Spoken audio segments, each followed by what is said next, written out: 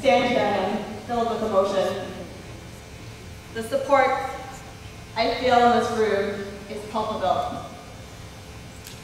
I look around and I see friends, students, colleagues, teachers, and role models, all of who have had a tremendous impact on me and my journey. I want you all to know there's a tremendous excitement around the country about women's advancement in spiritual leadership. Just in the last few weeks, I've spoken in communities in Canada, Boston, New Jersey, as well as at Harvard, YU, Columbia, and NYU.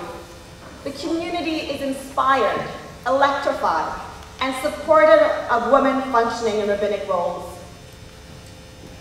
Although the recent publicity has been difficult, it has also given women, many of whom have approached me and called me, permission to stand up and vocalize their dreams of becoming Orthodox clergy. The dream, the desire, has now become a reality.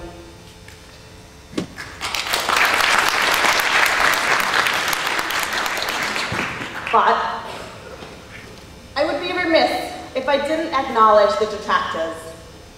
It has been a difficult few weeks, both for me and Rabbi Weiss, as well as for the women who have been directly impacted by the controversy surrounding women as spiritual leaders. I want to state up front that much of the criticism from rabbis and lay leaders alike is not grounded in halacha, as Carol so aptly pointed out. To my knowledge, there have been no tshuvot written or reasonable halachic explanations given for why women cannot be rabbis. I emphasize this point because I stand up here as an Orthodox woman who takes halacha and tradition very seriously. Everything I do and stand for, I believe, is clearly within the bounds of halacha. The argument against having women in positions of leadership are social, not halachic. It's just not traditional, some say, or as others claim, the community is simply not ready. Rabbi Professor Daniel Sperber, who I am forever indebted to you for your support, disagrees. In a letter he wrote to myself and Rabbi Weiss last year, Rabbi Sperber wrote, "The ordination ceremony for Sara Hurwitz is indeed an innovation, and as such will undoubtedly be criticized by some, but the times demand it, and the hour is right." For Rabbi Sperber, the time has come.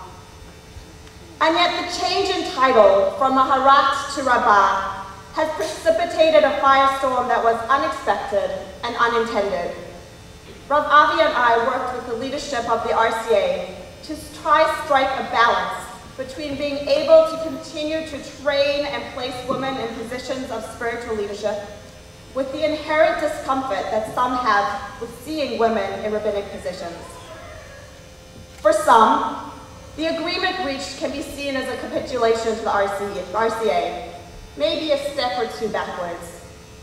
To others, it could be seen as a victory, whereby the mainstream Orthodox body of rabbis has recognized Yeshivat Maharat's intention to prepare women, and I quote, to provide communal and synagogue leadership in accordance with halacha. What do I think? On one hand, if title has been a lightning rod, why hold on to it? My function has not changed, and yet suddenly I've received phone calls asking me to consider retracting, lest we continue on this slippery slope to becoming a conservative shul. One anonymous caller accused me of being the catalyst that will fracture the Orthodox community. So I've been asking myself, wouldn't it be better just to retract?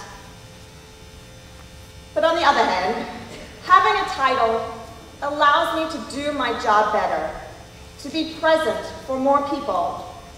When I walk into a room as Rabba Sara Hurwitz, the reason I'm there, whether to offer comfort, or to celebrate a milestone, or to teach and offer Torah, the reason I'm there is clear.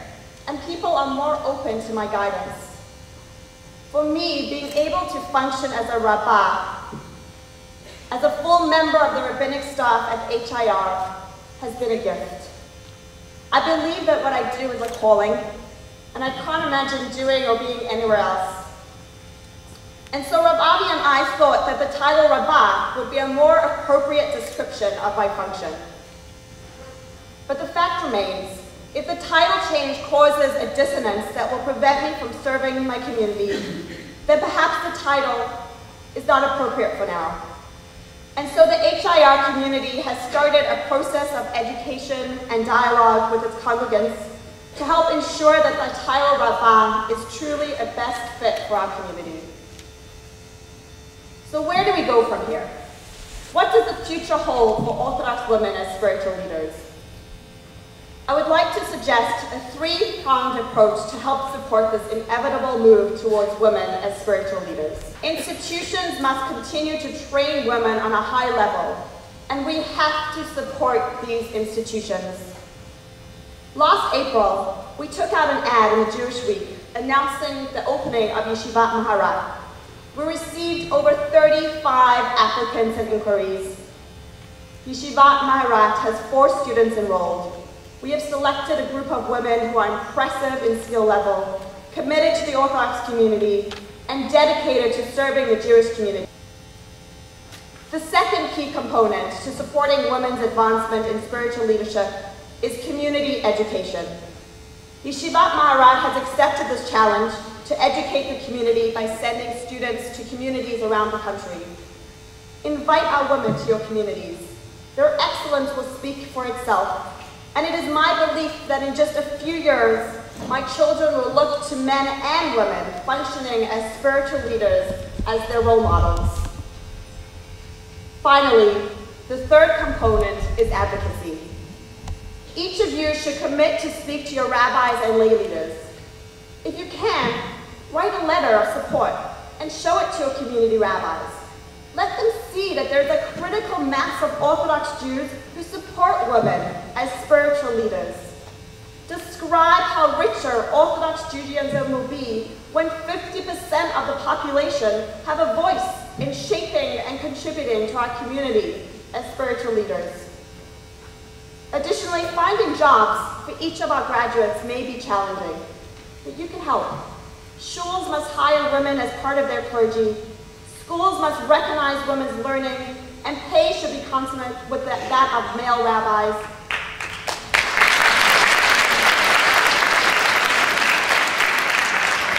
And I believe that the sky is the limit with respect to women functioning in a spiritual leadership role on university campuses.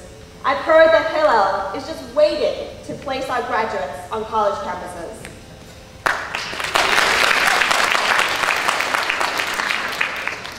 One last point. You may have noticed that throughout my comments, I've shied away from terms that have become lightning rods in the community, like rabbi, ordination, smicha. It's not that I don't associate my own journey with these terms, I do. But if it's these words that will prevent women from greater acceptance in the community, rather than rejecting or losing faith in our rabbis, we must not give up. Perhaps now is the time to create and shape language that is more in tune with the political reality. Rabbi is ordained as a male religious leader. Women are conferred with the title Rabbah or Maharat. If much of the community is going to object to words like smicha or rabbi, rather than abandoning the cause of advancing women, we must keep moving forward, working harder to train and place women in communities around the country. Don't be disappointed. My own journey, as well as the events of the last few weeks, has shown me that the fight to confirm women as spiritual leaders is a long and arduous path, requiring patience, a lot of education, and advocacy. But as Rabbi Sperber said, the times demand it, and the hour is right. Women as spiritual leaders is inevitable. It is already happening. We must all do our part to help the larger Orthodox community openly accept and embrace women as Orthodox spiritual leaders. Thank you.